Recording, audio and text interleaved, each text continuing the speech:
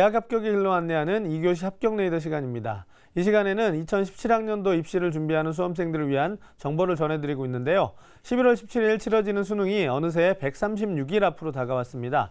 오늘은 남은 기간 수능 주요 과목을 어떤 전략으로 어떻게 공략해야 할지 그 취약 부분 공략법에 대해 알아보도록 하겠습니다. 자, 합격 레이더 첫 번째로 국어 영역부터 설명드리도록 하겠습니다. 자, 6월 모의평가에서 기존과 가장 크게 달라진 것이 국어 영역이었습니다. 이전과는 다른 유형의 지문들이 등장했고 문항 구성에도 변화를 많이 주었는데요. 화면 살펴보면서 취약 부분 공략법에 대해 설명드리도록 하겠습니다. 화면 보시죠. 자, 화법과 작문에서는 큰 차이가 없었지만 문법 파트에서는 중세국어와 현대국어를 묶어서 11번, 12번으로 출제한 것이 가장 큰 특징이었습니다. 지문 구성에서도 이전과는 다른 특징을 보였는데요. 비문학 지문과 고전시가를 함께 묶었고 또 수필과 현대시도 함께 묶어서 지문을 구성한 것이 특징이었습니다. 독서와 문학 영역에서 지문 배분수에도 변화를 주었고 지문당 문항수에서도 최대 6문항까지 출제된 지문이 있을 정도로 기존의 시험과는 매우 다른 모습을 보여주었습니다.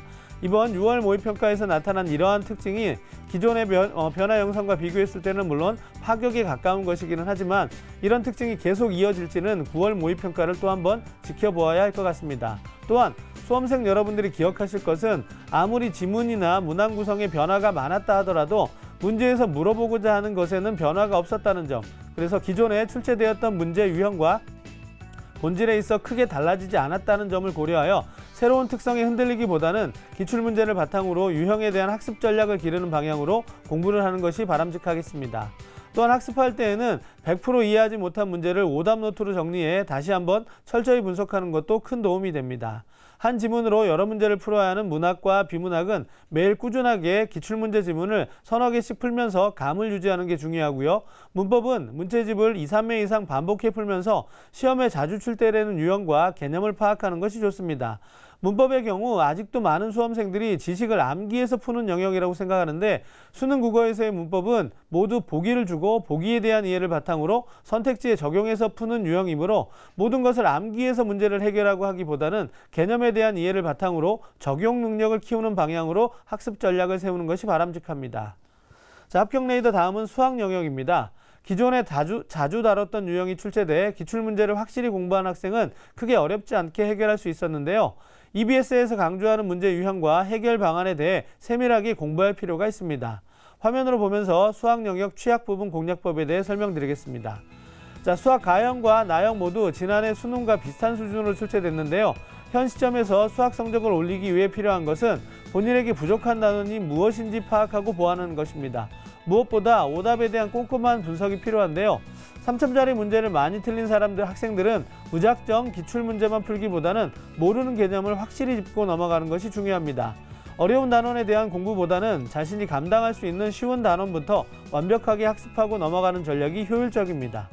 상위권 학생들은 변별력을 가를 수 있는 고난도 문제인 29번, 30번 문제를 해결하는 데 집중할 필요가 있겠습니다. 자, 수학은 기출문제를 공부하는 것이 가장 효과적인 방법입니다. 기출문제를 풀 때에는 문제를 분석해 문제의 출제 의도는 무엇인지 또 어떤 개념을 묻고 있는지 풀이 과정을 하나하나 되짚어 볼 필요가 있습니다. 기출문제를 반복적으로 풀어봄으로써 여러 풀이 방법을 사용해보고 빠른 시간 안에 자기에게 가장 꼭 맞는 그런 풀이 방법을 스스로 찾아보는 것도 좋겠습니다. 답지를 참고하는 것도 나쁘지는 않겠지만 답지나 해설을 참고하지 않고 시간이 걸리더라도 스스로의 힘으로 풀게 되면 그 과정에서 개념에 대한 이해가 정리되고 수학적인 능력이 향상되었다는 것을 분명히 느낄 수 있을 것입니다. 자, 합격 레이더 마지막으로 영어 영역입니다. 자, 6월 모의평가 영어 영역은 EBS를 성실하게 공부한 학생들은 시간이 부족하거나 문제를 해결하는 데 큰 어려움을 겪지 않을 수준이었습니다. 특히 학생들이 가장 어려워하는 빈칸 추론과 문장 위치 문제도 어렵지 않게 출제되었는데요. 화면 보면서 영어 영역 취약 부분 공략법에 대해 설명 이어가도록 하겠습니다. 자, 6월 모의평가 결과를 토대로 자신의 약한 영역이 무엇인지 파악하는 것이 중요합니다. 자신이 자주 틀리는 유형을 확인한 뒤 비슷한 문제를 반복해서 풀면서 감을 익혀보면 좋습니다. 영어 공부의 기본은 어휘력과 독해력을 기르는 것입니다. 고난도 문항의 단골 손님인 빈칸 추론 문항과 간접 쓰기 문항에 대한 준비도 필요한데요. 문제를 풀어본 후 어떤 지문에서 시간이 가장 많이 걸렸는지, 어떤 유형이 자신에게 취약한지, 100% 지문을 이해하고 답을 찾았는지 등을 체크할 필요가 있습니다. 영어 영역은 출제 유형이 정형화되어 있고 이를 위한 대비만 철저히 하면 단기간에 성적을 비교적 많이 올릴 수 있는 과목으로 볼 수 있습니다. 하루 1시간이라도 작게 쪼개어 단어, 듣기, 독해를 골고루 학습하는 것이 효과적입니다. 자, 2교시 합격 레이더, 오늘은 주요 과목의 취약 부분 공략법에 대해 알아보았습니다. 지금까지 윤상용의 합격 레이더였습니다.